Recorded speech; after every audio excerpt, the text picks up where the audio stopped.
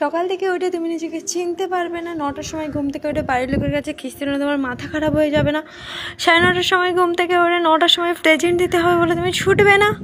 হ্যাঁ, এসে দেখি তো ওই আমার মতো অনেকজন আছে, আমি একা নেই, কোনো চিন্তা নেই।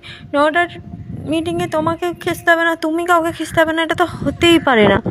তারপরে এই অ্যানোটেশনের কাজে নিজেই অ্যানোটেশনের বক্সের মধ্যে ঢুকে যেতে ইচ্ছে করবে না, এটা তো কখনো হতেই পারে না।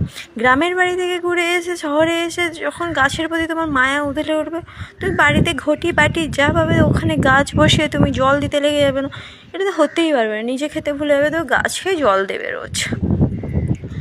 তারপরে মনে পড়লো ওই দিন বাজার থেকে একটা লেবুর চারা আনছিলাম, কাকু বলছিল ছোটো চারা নিয়ে লেবু দেখে নিয়ে এসেছি, লেবুর শরবত খাবো বলে, আর এখানে দেখি লেবু নিজেই শুকিয়ে শুটকি হয়েছে, ওকে কি শরবত করা যাবে? তারপরে বাবা ছাদে এসে দেখি গাছে অনেক কটা আম পেকেছে, ওপর থেকে ঢিল ছুঁড়ে আমের পিন্ডি চটকে দেবো না, এটা কখনো হতেই পারে না। তারপর স্নানের শেষে ভাই শুনেছিলাম চাকরি পেলে নাকি সবাই কিপটে হয়ে যায়, আমি ভাই ওটাই জলজান্ত প্রমাণ।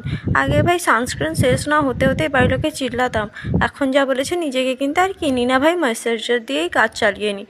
আমার বাবু অত কিছু যায় আসে না, নিজের টাকা মোট খরচ করবো না।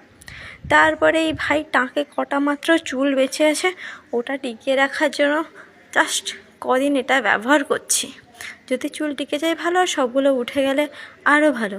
ভেবেছিলাম স্নান বান করে কাজে বসবো, রোজ 8টার সময় কাজ জমা দিতে আমাকে না অফিস থেকে বের করে দেয়।